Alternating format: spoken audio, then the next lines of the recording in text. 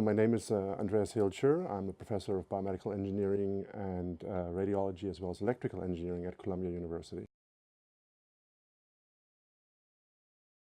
Where you go into a scanner and then you can see slices through your body. That's the same thing we do with only using light. The problem with light is that it's not like X-rays, they go straight through. Light is, as you see, it's bouncing around. It's not as just a simple point. That's a simple point, but on the other side it comes out as broadly diffused. That poses challenges to the image reconstruction process, to the detection techniques. With the optical technique that we use, you can look actually at function. You can see, is there a lot of blood in an area, is not blood in an area, is there a lot of absorption, and this gives you information in the particular case we are going to talk about the vasculature. There's very few systems that actually can look directly on what is happening in the foot, what's the perfusion in the foot. They look more on the upper parts of the leg, look at individual vessels if they're occluded or not. But how that affects the perfusion in the foot, there's really almost nothing out there. So that's where it's different. The other thing is, what I want to mention, it's a platform technology, meaning there are different implementation of a device.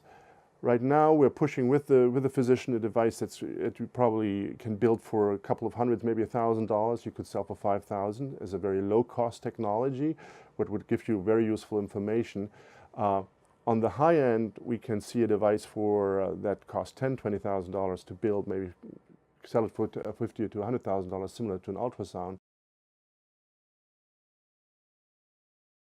We had already been funded by Coulter Foundation. There was the New York City Partnership Fund. It's called BioAccelerate program. They look at technologies that are on the cusp of actually making it out of the lab. And with these funds, we have done some preliminary pilot studies with, the largest one was with 40 patients so far. So then about 2-3 years ago, we got funded by the National Institutes of Health, who now fund a trial that where we go up to 100 patients, possibly more than that. We felt that the vascular peripheral artery disease is really the one where we want to enter the market. But we have studies going on in breast cancer where we monitor the chemotherapy of breast cancer patients. I have enrolled, I think at this point, 72 patients. We just published a paper with 40 patients. So that would be another opportunity. However, we feel at this point that that market is a little bit harder to actually enter. Others would be arthritis, where we hold also some patents where we look at joint diseases. But again, there are actually multiple applications that we could pursue. At this point, we have the eye on the peripheral artery market. I think we can go to the market relatively fast because we have the prototype, we have the clinical data in place.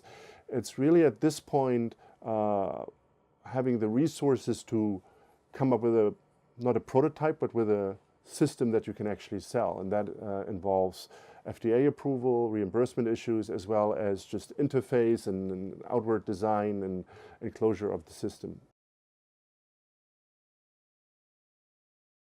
We are looking for investors who would provide us with the funds that we would at this point put at about $1 million or $2 million that would allow us to go from the prototype stage that we have, come actually up with the design of the final system that we would sell. And that would involve that we have to build the interfaces, the computer codes. All of that exists at some level, but we need to kind of make it into a product.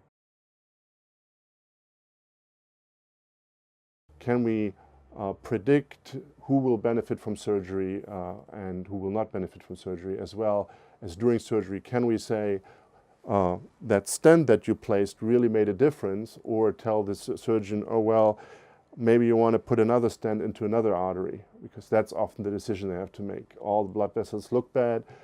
Do I just go with one? Do I treat 3? The more you treat, the higher the risk of complications, the longer the surgery, other things, comorbidities happen. And that's an ongoing study where we already have shown that we see immediate effects. If somebody puts a stent, we can clearly see that in the images that we produce, or if it wasn't effectful.